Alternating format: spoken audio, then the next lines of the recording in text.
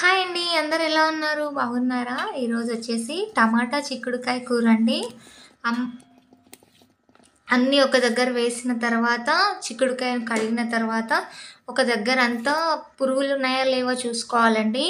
ఎందుకంటే మనం విడిచేటప్పుడే బాగా జాగ్రత్తగా చూసుకోవాలి. ఇంకా పల్లీలు వేయించుకోవాలండి. తర్వాత వచ్చేసి నువ్వులు వేయించుకోవాలి. పల్లీలు నువ్వులు కలిపి నెక్స్ట్ మిక్స్ చేసుకోవాలండి. మిక్స్ చేసుకున్న తర్వాత ఒక బాండీలో నూనె వేసుకోవాలండి.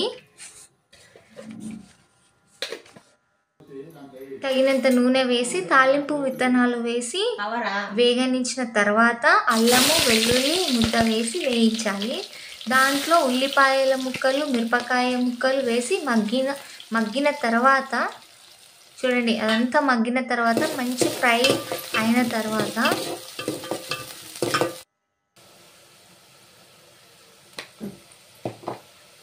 ఇలా కడిగి వేయించిన తర్వాత పసుపు ఉప్పు వేసి వేయించాలి. తర్వాత కూర కారము గరం మసాలా వేసి వేయించాలి. చిక్కుడుకాయను వేసి మెత్తగా ఉడికించాలండి.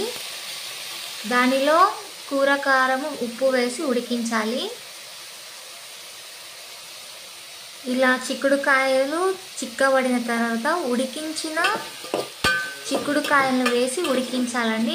కూర ఉడికిన తర్వాత ఇష్టం ఉంటే కొంచెం గరం మసాలా వేసుకోవచ్చు. దీనిలో కావాలంటే కొంచెము పాలు కూడా వేసుకోవచ్చు.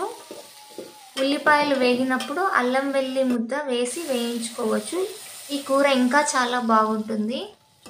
ఇలా తగినంత వాటర్ పోసుకొని మగ్గనివ్వాలండి. బాగా కారం వేసేయాలి. కారం మంచి మసాలా కారం వేసుకుంటే చాలా బాగుంటుంది, హోమ్ మేడ్ది. తర్వాత మసాలా వేయాలి, గరం మసాలా. తర్వాత వచ్చేసి కొంచెం ఉప్పు సరిపడినట్టు వేసుకోవాలండి. ఎవరికైనా తక్కువ అనిపిస్తే వంటలో మళ్ళీ ఉప్పు వేసుకోవచ్చు మనం. ఇలా మనం చేసుకున్న